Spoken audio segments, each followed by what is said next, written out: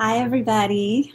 Back in the good old USA and Florida at my parents' home.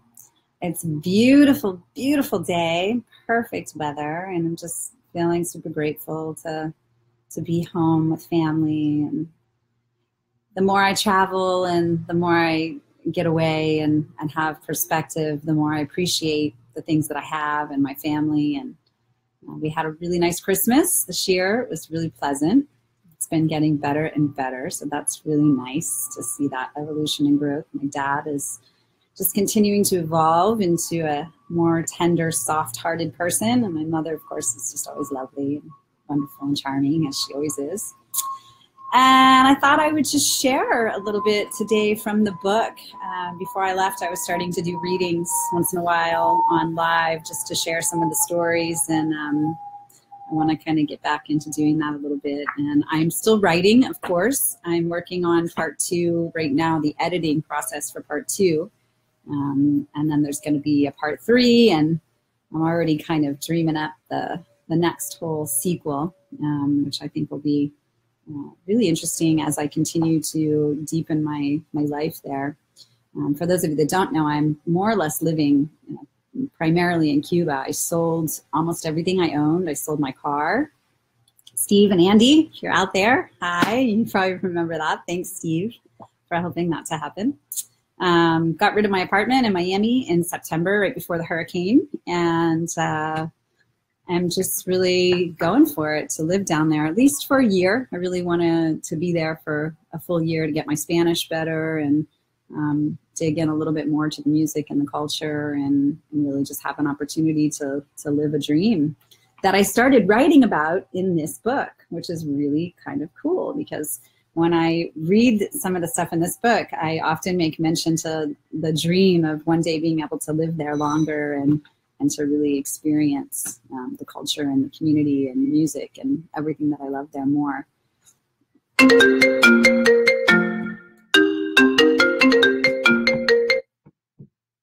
So, sorry about that. But anyway, I had a phone call come in. I'm going to turn the phone off or it'll probably interrupt me again. So I wanted to just read a little bit. People ask me all the time, why do you want to live in Cuba? I don't get it. I don't really understand what it is. But what it is not about money and it's not about economy. I mean, obviously, those are the real issues in Cuba is that, money and the economics there are really challenging, no matter who you are, whether you're an American trying to live there or whether you're a Cuban living there. There's a lot of challenges around the economy there, and that makes it a very difficult place for most people to even conceptualize being able to live. I'm blessed that I have income with my business, expansion marketing, that allows me to live more or less anywhere in the world, which is really great. And I've created that with the intention of being able to do this. So there's been a strategy and a plan really for the last 7 years to get me where I am now. And you can learn that strategy and that plan in my program, Activate Mastery, by the way.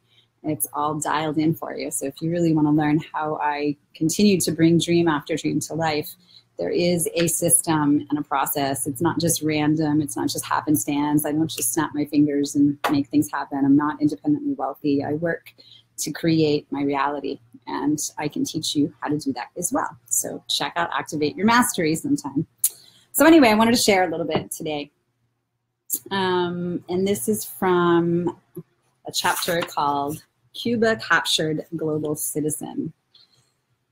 The colors on this island are vibrant and decaying.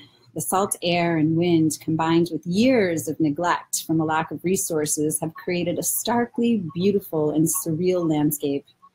It touches on this nostalgic quality of life, the way the colors fade into their own death, beaten down by wind, water, and sun. Black bodies silhouetted against tapestries of vibrant decay make for images that stick to my mind's eye throughout eternity. I've experienced some beautiful places on this earth, and I've loved a lot of people around the world. You too. Cuba, however, has captured me body, mind, heart, and soul in a way that I never really knew was possible. There's something in the quality of the energy here that's just raw. It's so intrinsically primal. Cuba has an energy that is so sensual, so alive, and so hungry for life that it sings to a place in my soul that's never been serenaded before. And yet, even in my fantasies of staying here, disappearing from the modern world and quietly sinking into the fabric of a simple island life, I'm well aware of the very real challenges of living in Cuba. It's not always easy to acquire even the most basic of items. Simple products that we take for granted in the United States, like dish soap, toothpaste, shampoo, toilet paper, can sometimes be really hard to come by. Eggs, milk, fresh fruits, and vegetables are sometimes really easy to find and sometimes impossible to find. It's not uncommon to see empty shelves in the small grocery stores that do exist. And as a foreigner, there are many days that even just finding bottled water can be a challenge. Now, remember, this was written in 2010. So a lot of this has changed. It is a lot easier to find certain things there, but a lot of this is still very true. Communication on or off island can be very difficult some days. There are very few cell phones on the island at present in 2010. There are a lot of cell phones there now. And phone calls both on and off island are very costly, and that's still very true. The people, by Western standards, live very humbly, and they don't have the kind of material abundance that we have in the United States. And yet, no one is starving. No one is homeless. Homelessness and starvation are almost completely non-existent in Cuba. Everyone is fed, housed, and mostly taken care of. Most Cubans that I've met are well educated, they're strong, and overall very healthy, since education and healthcare are basic human rights for Cuban nationals. Plenty of people here are actually plump and round enough to be considered overweight by our standards. This, of course, may speak equally to the poor quality of food as much as an overindulgence in the consumption of the most common foods. Pizza, bread, refined sugar, and white rice are certainly not the healthiest, but they are definitely the most consumed, plentiful, and affordable for the average Cuban.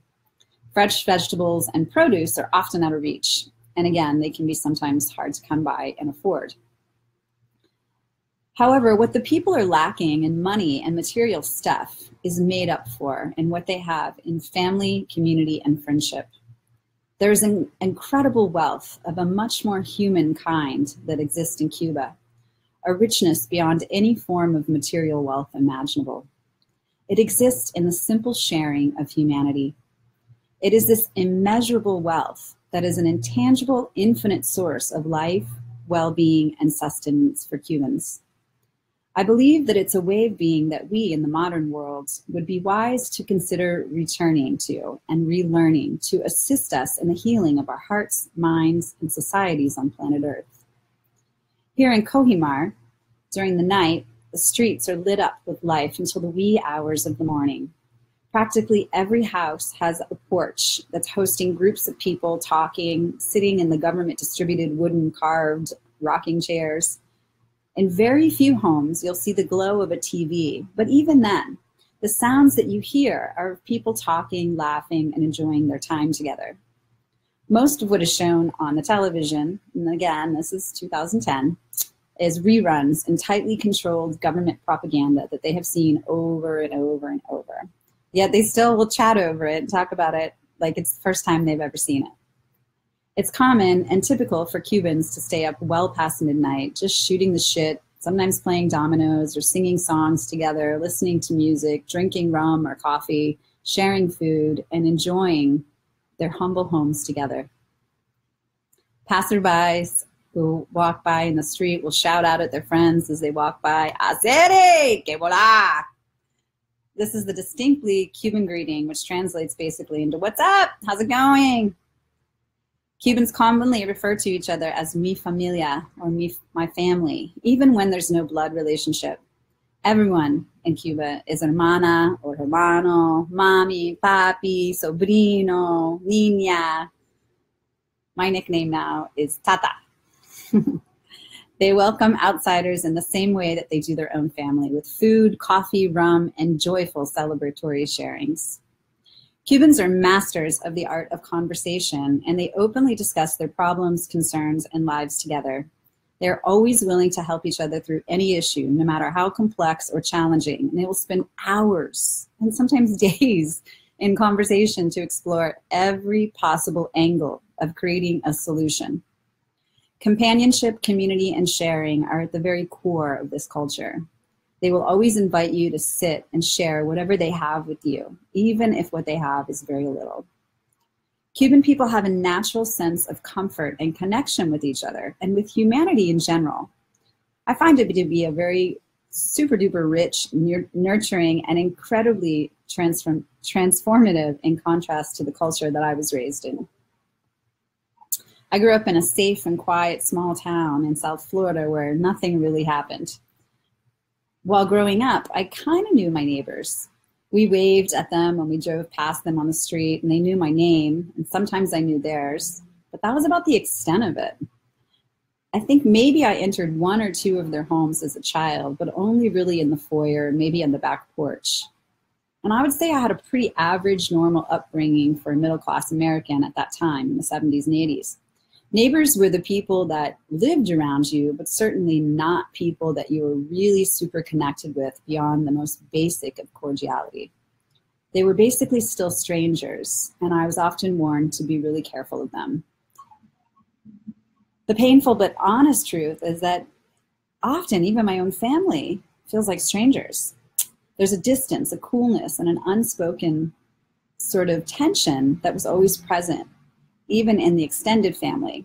And that distance always befuddled me. It was the source of a deep loneliness and sense of isolation in the world for me as a child. What seemed so normal and acceptable to everyone else around me was completely perplexing to me at a young age. Most people I knew had similar dynamics in their families and communities, and so it quickly became normalized for me. But inside, I knew that there was another way, and so that quest for the relaxed enjoyment of sharing in the human experience has become one of the primary driving forces in my life, and that is definitely still true.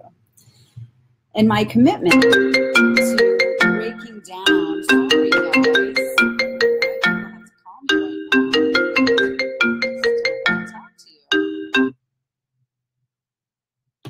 Sorry about that. Let's see, where was I? In my commitment to breaking down my cultural and familial conditioning, I have delved deep into the heart of what it means to truly be a human being. I've questioned the normal ways that modern culture has indoctrinated me and sought out individualism. I've sought out cultures, communities, and teachings that have helped me to become a more human being. My culture taught me to fear the other and that strangers can never be trusted. It tried to convince me that there were enemies amongst us and that family was only about your blood relations. It taught me that talking to strangers was a bad and dangerous idea. And eventually, over the years, my culture's controllers replaced the need to talk to anyone with technology. So today, if I need directions to go somewhere, my gadget tells me where to go. There's no need to stop and talk to anyone. My gadget never stops beeping, buzzing, and vibrating, just like it has during this video. And if I don't set boundaries around it, I would never have time to meet or talk with anyone in person anymore. When I need to buy gas or purchase products, I don't even have to get out of my car or leave my home. If I wanted to, I could just swipe or enter numbers from a plastic card and have no interaction at all with anyone, have nothing to do with the outside world, and everything I want delivered to my front door. And yet the media blasts me daily with images and stories of shootings and random acts of senseless violence, sending a strong message that it is really not safe anywhere in the world anymore. Not at an airport, not in a school, not in a grocery store, not in a mall, and almost certainly not in the streets at night as a woman. We are told to lock your doors and protect yourself. Even those you think are your friends could be out to get you. Trust no one, mind your own business. That's our cultural indoctrination. And of course, this isn't literal and direct, but there's a tremendous amount of fear propaganda that we are exposed to from mainstream media on a daily basis. So just start to watch that as you are going through your daily basis. How many things that you see every day that are teaching you, be afraid, be concerned, be on alert. Most people have actually stopped noticing or questioning this ever-present backdrop to our reality in the United States. And even fewer seem to really understand the long-term impact of this kind of cultural conditioning on our nervous system, our minds, our spirits, and our bodies. Thankfully, there's a counterculture in our country that knows, as I do, that we can create something else by sharing goodwill and learning to break down those barriers within ourselves, our communities, and our families. So next time you're thinking, well, why the hell is this woman living in Cuba, right? What Cuba offers to me, and I wrote this in 2010, but it's still true. What Cuba offers to me is a distinct polar opposite of everything that mainstream component of my culture has offered me. The healing I have experienced as a result of the love, the family vibes, and the open-hearted generosity on this island will influence and impact me for the rest of my life. I am indeed a Cuba-captured global citizen. I know that my life can never be quite the same again. And even with all of its challenges, my dream of returning to this beautiful rock in the Caribbean to learn more from this familia de mi corazón, my family of my heart, remains strong and unmoved. So as the wind blows and the breath of Cuba continues, I will return in perfect time. So it's so cool because I wrote that in 2010 and now I get to live there and really be living that dream. So just wanted to share that with you guys today. I really appreciate your support in getting the book. Please order it on Amazon.com. I'm finally going to have some time in the next week or two to do a little bit of campaign to kind of get more people downloading it. You can download it for free, so there's absolutely no excuses, you guys. Just go download it. Even if you're not going to read it, if you're my friend and you want to help me and just kind of like give me a little boost today or for Christmas or whatever, we'll download a free copy. Get the book, read it, share about it. Please post your reviews. And if you want to come to Cuba, just don't worry about the Trump dump bullshit. There's ways. It's really not that hard. Really not that much has changed. What he did was just change some of the wording around. It's really not that complicated. So please be in touch with me. I can help you. I have a beautiful home there. I can help you put a tour together. I work with DMC Travel in Miami. She can help you as far as the itinerary, anything that you want to create, we can make it happen. So don't be discouraged and come join me. I'll be back there in probably 3 weeks, maybe a month at the most, and I'll be there for most of the spring and a good part of the summer, and then I'll be in Colorado for a few months, seeing my tribe there, and then back home to Cuba. So get the book. Love you guys. Have a really, really awesome, happy new year, and be in touch. Ciao.